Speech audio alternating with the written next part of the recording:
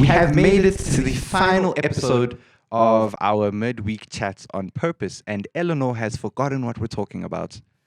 You can't tell them that. You know, I have to seem so prepared. No, I can tell them that.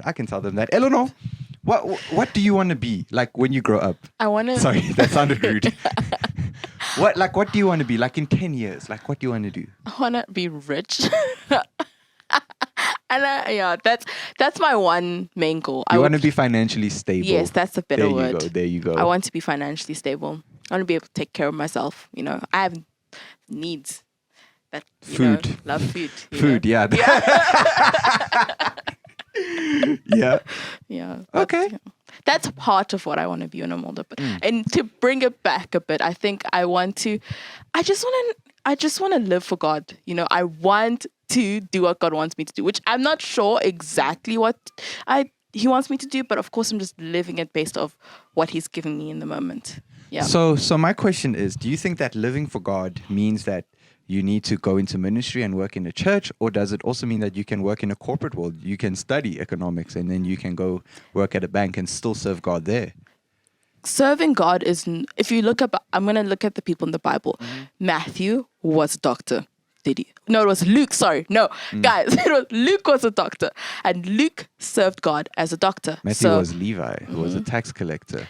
Matthew them men were fishermen. And he was probably doing the Lord's accountancy and whatnot, but he still served the Lord. So that clearly shows you don't have to specifically go into ministry, because there are many different, there are so many people in the world, and they're not all in the church. Like if I look at stats, it's like about 20 to 30% of the world that's in the church. What about the other 70? Exactly. Yeah. So the idea is, right, that God has given us all talents. He's given us all abilities, and our minds work in different ways. So some people might do really well with numbers. Other people might actually want to go and be a doctor and be in healthcare. Some people might actually enjoy that, and they can put up with the long hours, right? Even if you want to be a photographer, right? If you want to take beautiful photos of people, you want to be a wedding photographer to celebrate those days and try spread, God's love through that.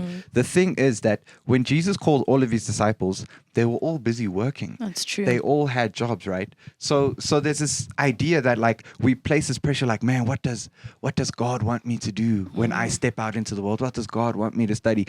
And it's awesome that you're asking that question, because it means that you really do want to like partner with God in where you go and where you work. So like it's good to ask those questions.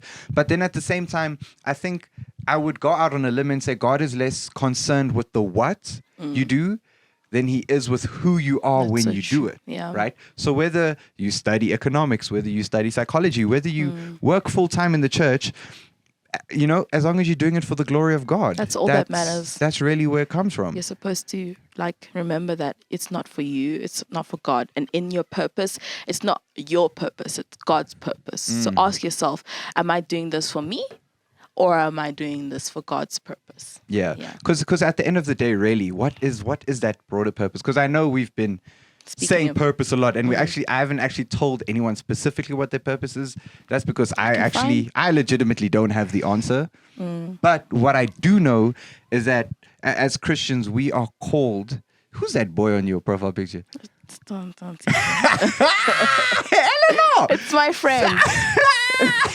Sorry, I just got distracted. Friend. I just got distracted. But at the end of the day, that purpose that we have as Christians, that Jesus, the Great Commission, where he said, go out into all nations, make disciples and teach them the ways. Yeah. That purpose is to expand God's kingdom, to build God's kingdom, to increase his influence, to love people, to help God reclaim the lost. To make disciples. Yeah, essentially. That's the MO. That's the main objective. That is the purpose. I've been definitely challenged recently with what's my, making disciples and whatnot. Because, you're always asking yourself, what's your purpose? But, are you really living for God? So I was just looking at some of the friends that I have, and I'm like, okay, how can I, I was sitting in church actually, and he's like, how can you make disciples out of your friends? I'm like, I haven't been doing that. I thought I was doing it this whole time.